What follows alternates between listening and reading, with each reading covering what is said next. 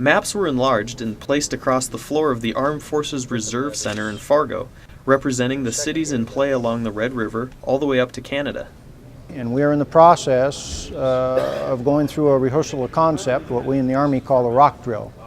and actually going through by area and just talking through how we're going to initiate actions, how we're going to manage all the events that we're going to have coming at us during the 2011 flood ops. And the North Dakota National Guard used this and other exercises to fine-tune a now well-rehearsed plan for potential flooding. The little table tents that you see are our forces, whether they be levee patrols, traffic control points, quick reaction forces, and units that we have available to respond to missions as needed.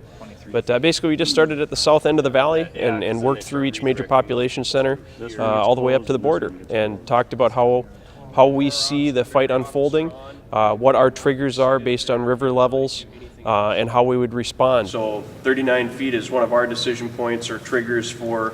being prepared to respond to whatever the city can't handle at this point. As the operations guy, I have the plan and people execute, but to have each one of those people responsible for those separate missions talk through it and have that cross-talk to make sure that everybody is synced with what's going on, there's no replacement for that. At the Air Guard base in early March, command and control operations were set up for Joint Task Force East with North Dakota Army and air personnel running through possible flood scenarios.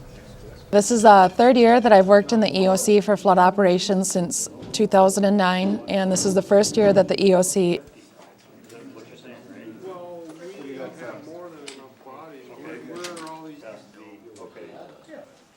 As in the past, the North Dakota Guard is ready and available to support civilian and governmental organizations in a flood response.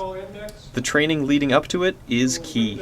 If we can hit the ground running as opposed to trying to figure things out once we're in the midst of operations, we're better off for it. So today was a fabulous time to get everybody on the same sheet of music, walk through how we see the fight unfolding, and make sure that we're as prepared as we can be prior to the actual start of operations to better serve the city of Fargo and our surrounding communities. For 1st Air Force Now, I'm Staff Sergeant Than Bartson.